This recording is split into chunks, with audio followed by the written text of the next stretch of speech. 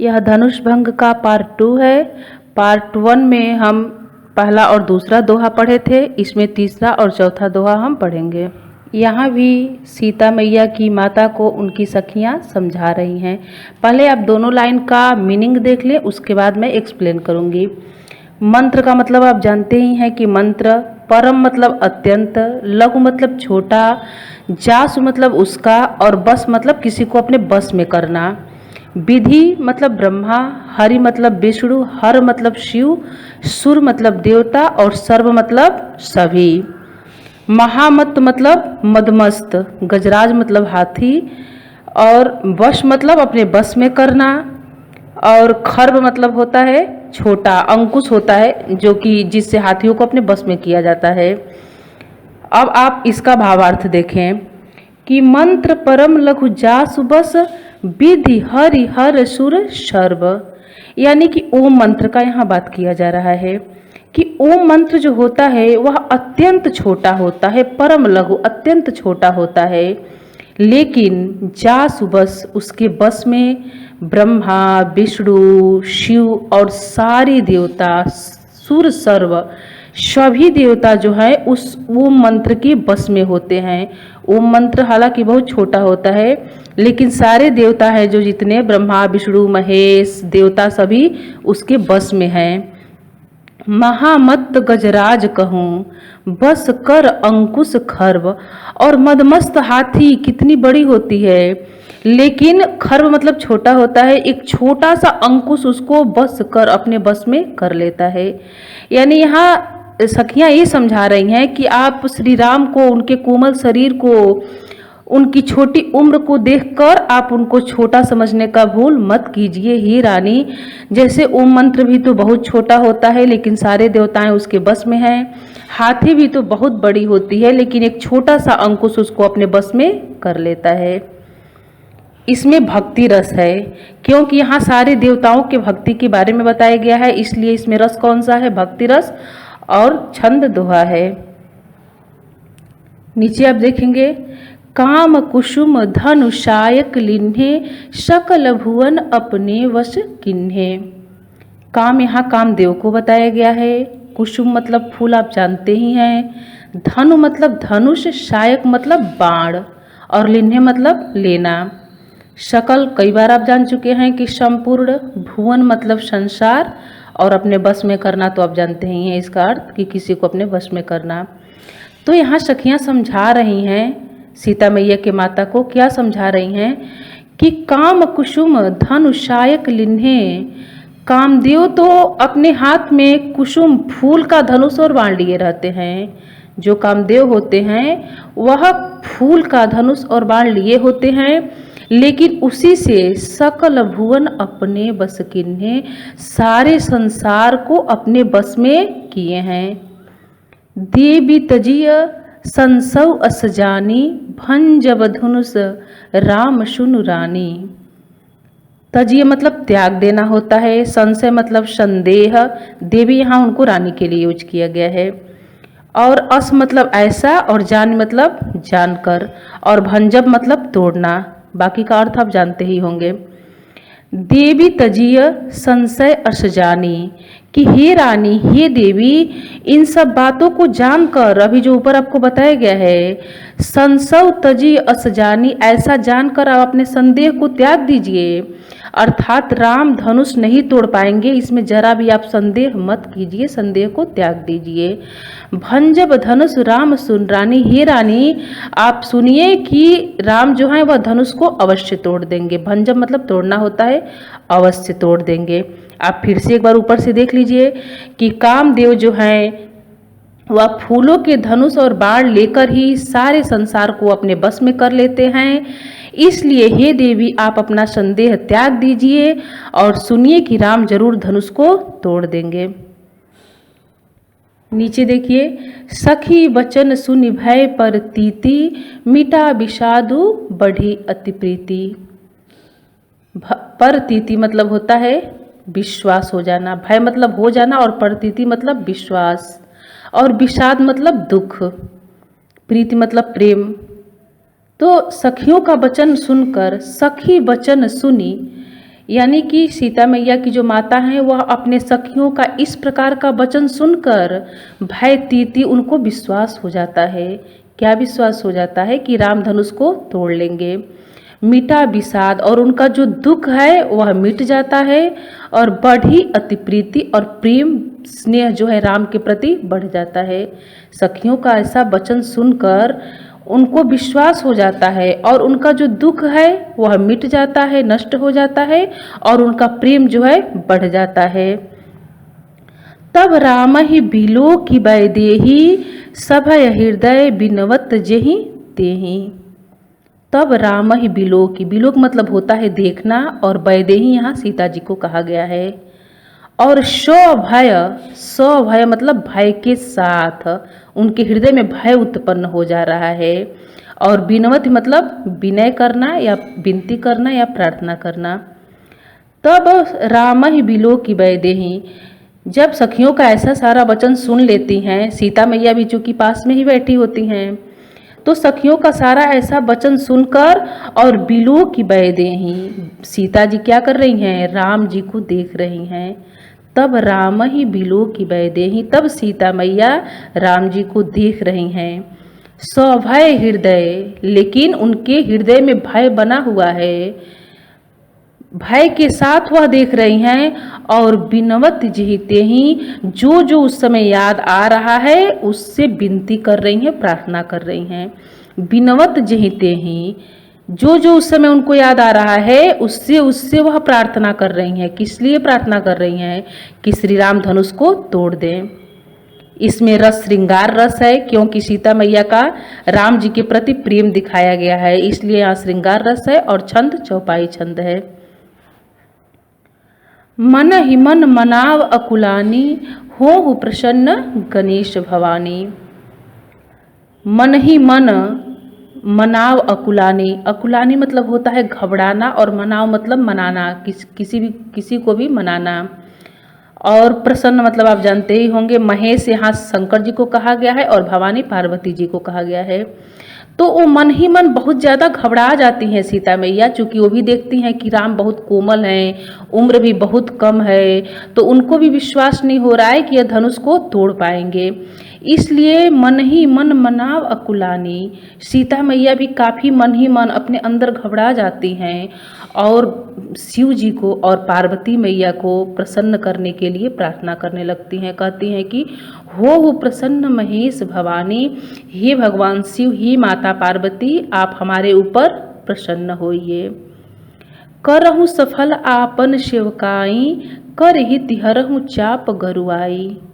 कह रही हैं कि मैं आज तक जो भी आपकी सेवा की हूँ, करहु सफल आपन सेवकाई, आपन मतलब यहाँ आपकी, और सेवकाई मतलब सेवा, कि मैं जो भी आज तक आप लोग की सेवा की हूँ तो सेवा का फल क्या मिले।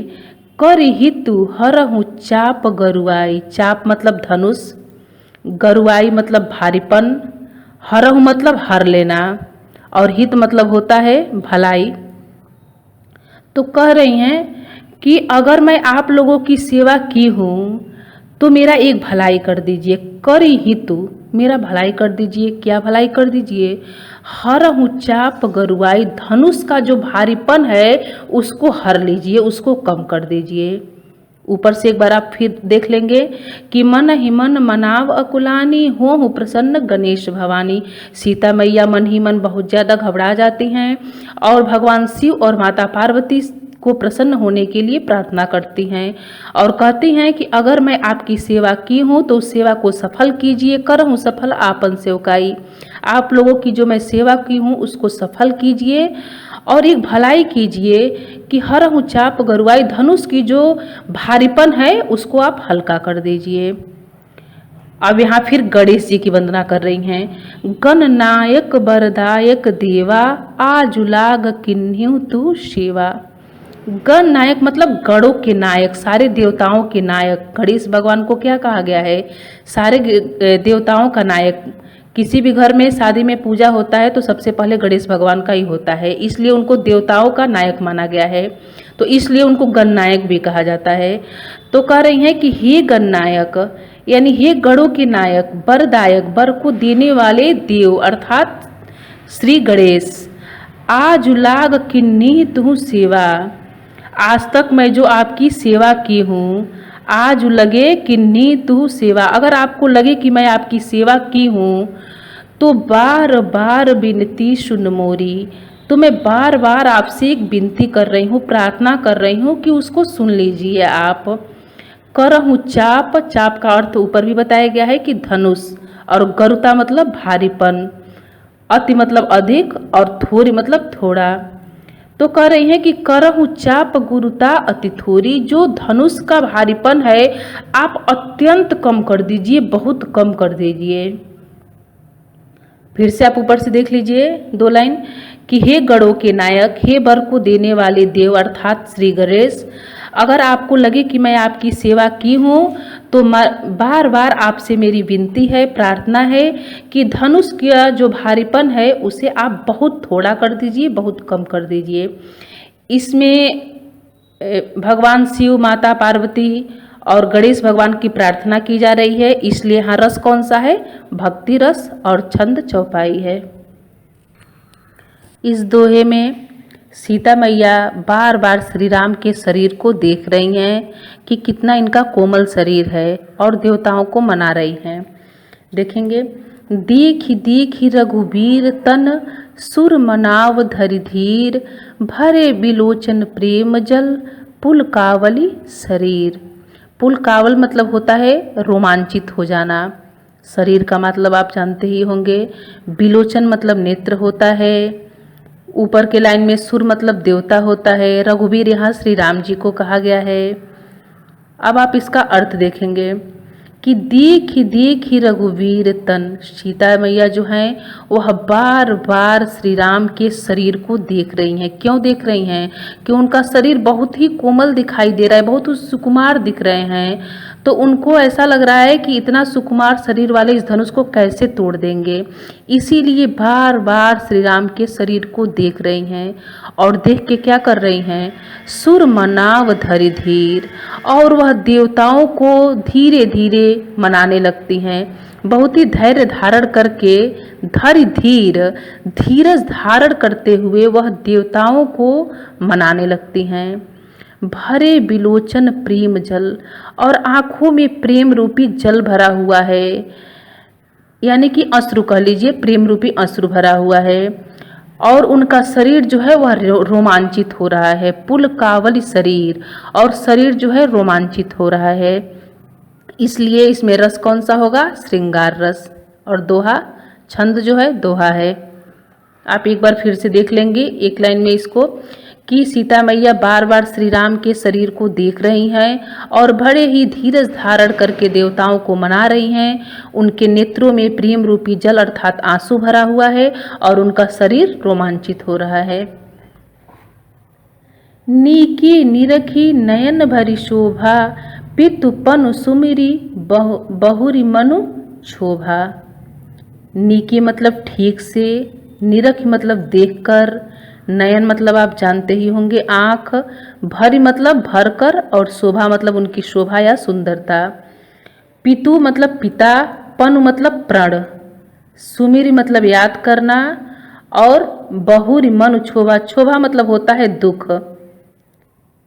तो कह रहे हैं कि नीकी निरखी नयन भरी शोभा, कि सीता मैया उनको नीके ठीक से देखकर, पूरे नयन से भर कर, नयन भरी शोभा, उनकी शोभा को पूरे आँखों में भर कर और उनको ठीक से देखकर, और पितुपनु सुमिरी, अपने पिता के प्रण को याद करके, उनके पिता प्रण किए थे ना कि जो धनुष तोड़ देगा उसी से सीता मैया की शादी होगी। तो बार बार उनको, श्री राम को एकदम ठीक से देखकर, नयन में भरकर, आंखों में भरकर ठीक से देख रही हैं, और देख के बार बार अपने पिता के प्रण उनको याद आ रहा है।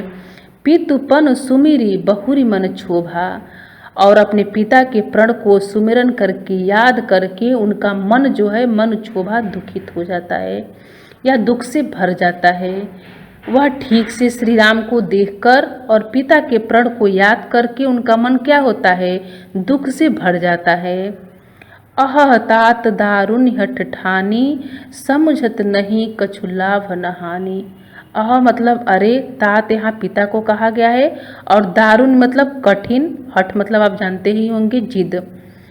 तो कह रही हैं कि अह तात, अरे पिता, दारुण हठ ठानी, आपने एक कैसा कठिन हठ ठान लिया है। अरे पिता, आप यह कैसा कठिन हठ ठान लिए हैं।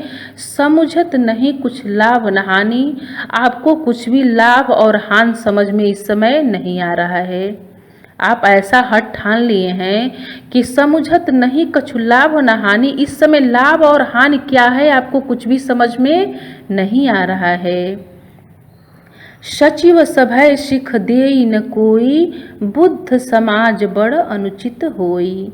सचिव मतलब मंत्री होता है, और सभय भय के साथ, जिनके अंदर भय हो, डर हो। सिख मतलब शिक्षा, और बुद्ध मतलब यहाँ बुद्धिजीवियों से कहा गया है, ज्ञानियों से।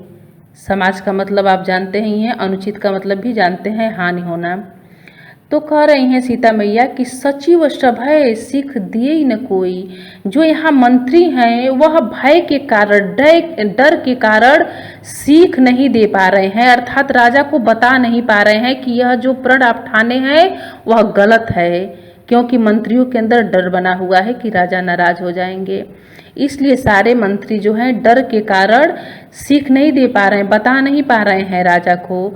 और बुद्ध समाज बड़ अनुचित हुई, यहाँ सारा ज्ञानियों का समाज बैठा हुआ है, बुद्धिजीवियों का समाज बैठा हुआ है, और इस समाज में अनुचित हो रहा है, अन्याय हो रहा है। बुद्ध समाज बड़ अनुचित हुई, और इस ज्ञानियों के समाज में इतना बड़ा अन्याय हो रहा है। कह धनु कलुषे ही चाहि कठोरा, कह श्यामल मृदु गात किशोरा। कह धनु, कहाँ यह धनुष, कलुषहि मतलब वज्र के समान, कलुषहि मतलब वज्र के समान, कठोर मतलब कठोर, कि कहाँ यह धनुष वज्र के समान कठोर है, और कह श्यामल मृदुगात किशोरा, और कहाँ यह श्याम रंग वाले, कोमल शरीर वाले, गात मतलब शरीर और मृदु मतलब कोमल, और किशोर मतलब आप जानते ही हैं, किशोरावस्था वाले बालक श्री राम, कि कहाँ वज्र के समान यह कठोर धनुष है, और कहाँ यह श्याम रंग वाले कोमल शरीर वाले यह किशोर श्री राम हैं। इसमें भी रस देखा जाए तो श्रृंगार रस है, क्योंकि यहाँ सीता मैया जो है राम जी को पाने के लिए परेशान है, इसलिए यहाँ रस कौन सा होगा, श्रृंगार रस है, और चौपाई छंद है। विधि के ही भांति धरौ उर धीरा, शिरस सुमन कन बेधिय हीरा।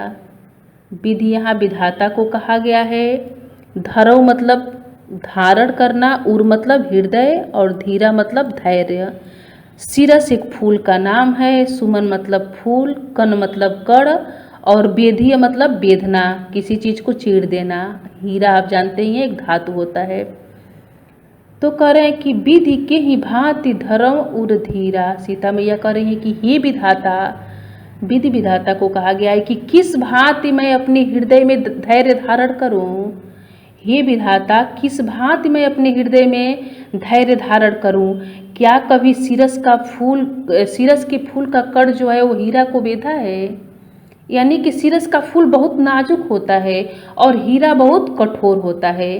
तो यहाँ श्री राम को नाजुक बताया गया है और धनुष को कठोर बताया गया है। यही सोच सोच के सीता मैया परेशान है और कह रही हैं कि हे विधाता, आप ही बताइए कि किस प्रकार मैं अपने हृदय में धैर्य धारण करूं। क्या शिरस के फूल के कर्ण कभी हीरा को बेध सकते हैं? कभी बेधा है?